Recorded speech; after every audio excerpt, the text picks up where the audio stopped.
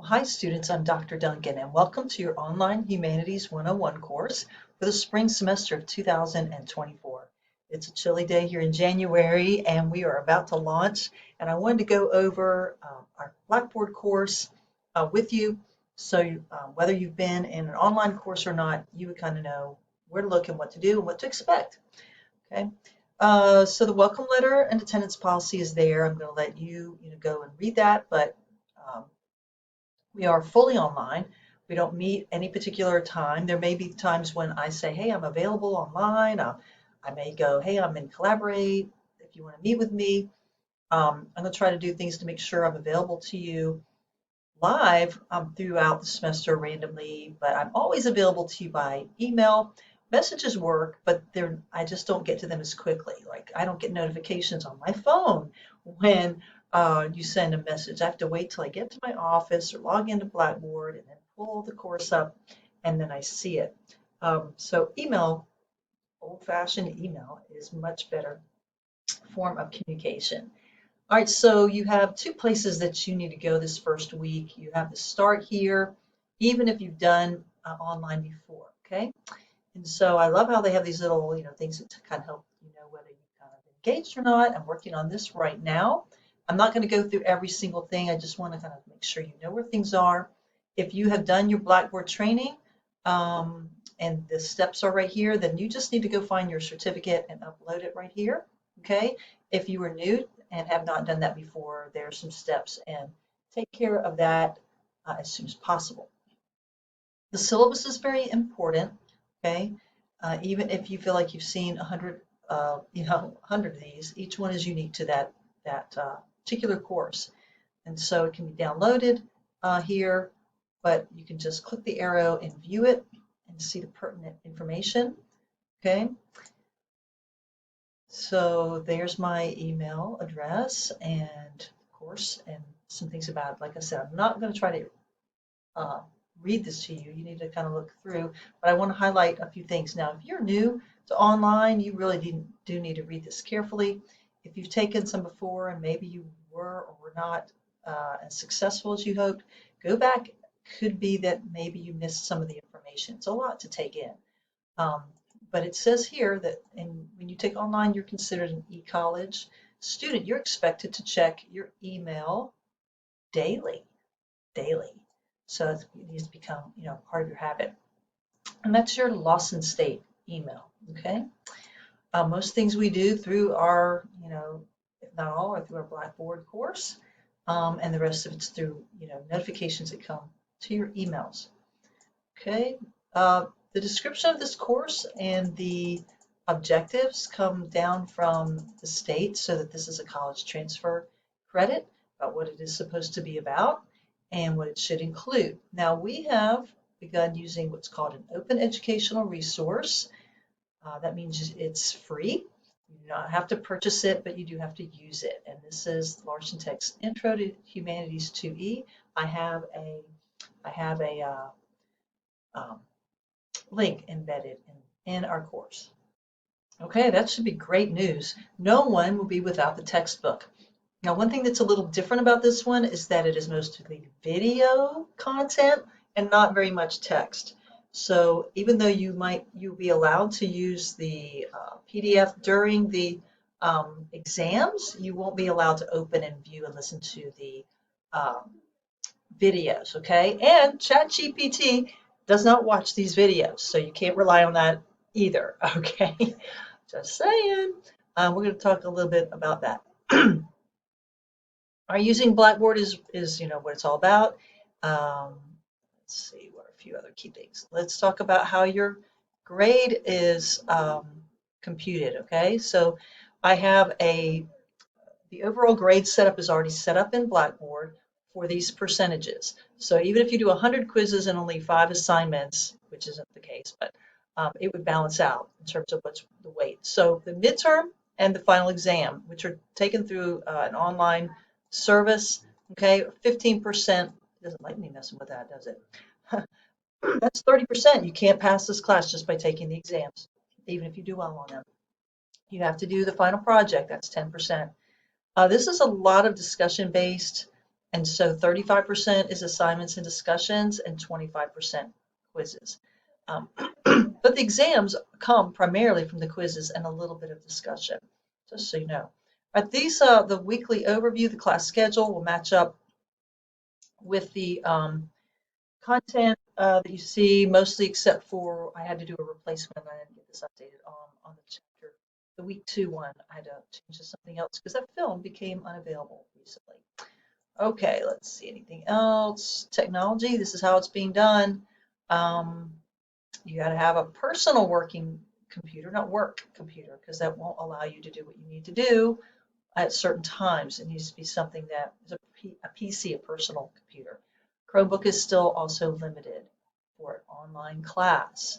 A smartphone is not an adequate device for everything either. Now, we all have problems from time to time. You're expected to have with computers, tech things, a backup plan. If you and a backup plan will work if you are not waiting till Sunday night, the last minute of the due date. Okay, if you choose to do that and have a problem, then when you get it fixed and do your work and it's late because you didn't do this right here. Okay, it's not the same thing as being sick in the hospital, you know, all Blackboard being down. But remember, you have an entire week. From Monday is when you're supposed to begin the course. Sunday night, everything should be completed. And your backup plan could be anything from borrowing a friend's computer, going to McDonald's and sitting in the lobby and using their internet or other free internet, or coming on campus or going to your local public library. So, there's multiple ways to access Blackboard. And so you need to have in mind, what is your backup plan if, um, something happens here? And we're not talking about catastrophic that affects everybody. We're talking about the things that primarily affect just you personally, okay? So have that backup plan and try to work on the course a little bit throughout the week, and don't leave it all for Sunday night if you want to be successful, okay? All right. Again, they talk about some things that you need to have if you're going to do this, and some computer literacy. That means you already know how to do these things. If you don't know how to send an email, or you're not really good on a computer, or you don't know how to use Microsoft Word and make a Word document, say out of a PDF file out of a Google document, then you need to Google and find out how to do that, because it can be done. But I don't take Google links. I usually can't even access those. If I can't open it, I can't give it a grade. And if you can't get that fixed in a very timely way, then it's late, okay? It's not my responsibility to keep chasing you down. I will notify you, but you're supposed to already know that these are the things you're supposed to use, okay? Just trying to help you, heads up, so we don't get into issues later on. It does require a lot of reading and following directions, or viewing the directions, rather than skipping, okay, the directions. And that always is a problem. Grading, students want to know. I wait till the due date is completed before I usually start, and then 1 to 2 weeks is just a standard thing. Now I'm usually getting on it pretty quick. I usually start on stuff by that couple days later, but I may not get finished till the next week. Okay, to be patient.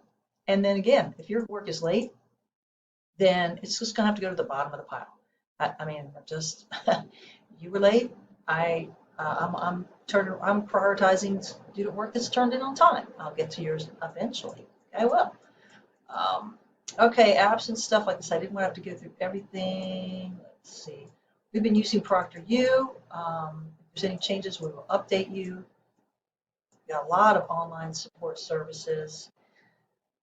Cheating, plagiarism. I'll be clarifying some of this too, but AI, when you use to generate and do your homework for you, is a form of plagiarism, because it's not original to you. It's not you doing the work. It's not you. So it falls under plagiarism. It's not the same use of AI everywhere. It's just using it to do your work. When something is flagged that as being generated there, so I will be sending something out to update that. Then I have to kind of go through a process, but I can't accept it on face value. So sometimes I offer a second run, a different AI detector, and some other options. Okay, but you're gonna honestly, you're gonna have a hard time doing a good job with this because AI can't read or watch the videos that we use. Here's the textbook. Here's the link. Some more about me there. There's just a couple of things really to do. It's not as many as it sounds. You just need to work your way through those little buttons and get going on that. Okay, week one. Everything is out here. If I have time, I will add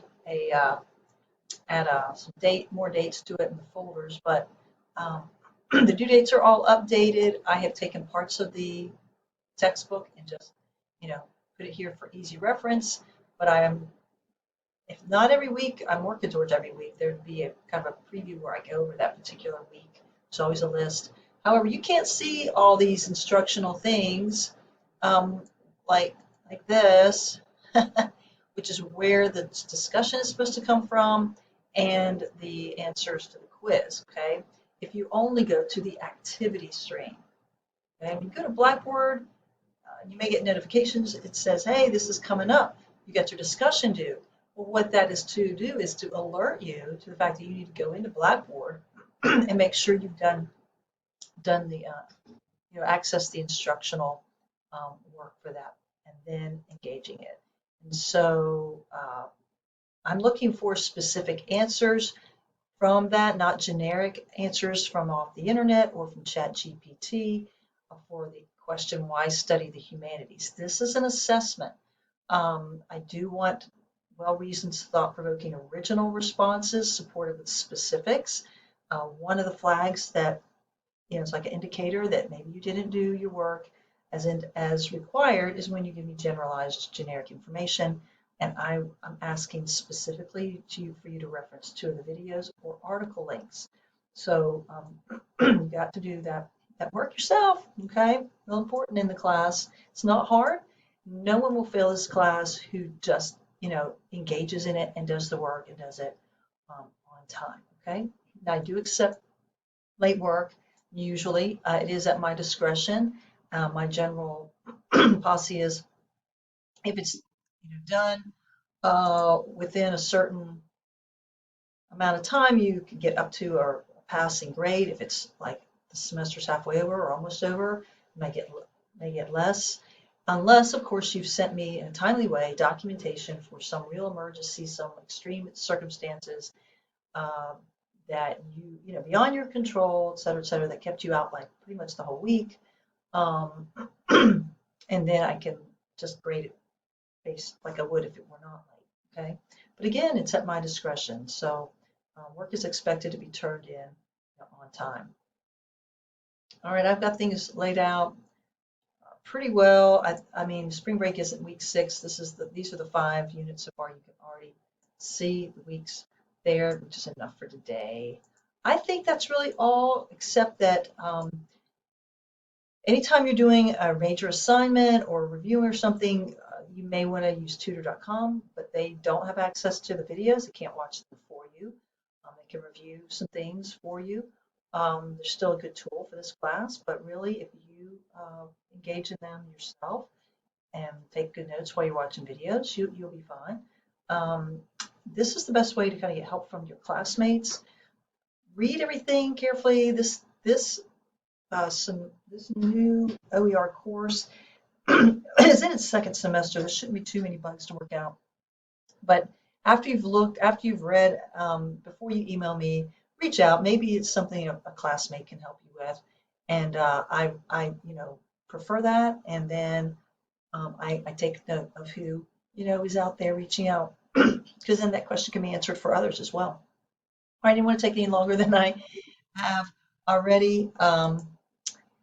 So best wishes, and glad to have you in the class. I hope that it's a really wonderful experience for you. I enjoy this class. Oh, I did want to say, you will notice that there are my name and then some other people's names beside a unit. That's because this was a collaborative effort amongst our faculty here that teach humanities, have expertise. Our art instructor taught created the art unit, our music instructor created the music unit, and so forth. Literature teachers created the literature unit. I have a PhD, which is a philosophy degree. I created the philosophy unit. Our Spanish teacher created the language unit. So it was a wonderful collaborative effort. And if yeah, so I just think it's just fantastic to explore what it means to be human. I will tell you that the emphasis in our humanities and fine arts classes is not only does this to learn more culturally, but to make you a valuable um, employee for whatever your future career is, which will probably change.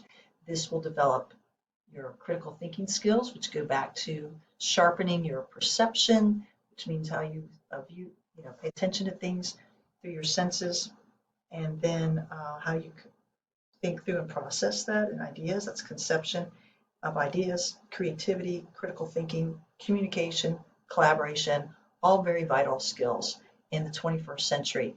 And this course is structured to challenge and stimulate and grow and develop those skills so they can be applied to any career that you may have to get you out of a job and into a career where you're a decision maker. Okay, that's really important skills to have. All right, that's all for now.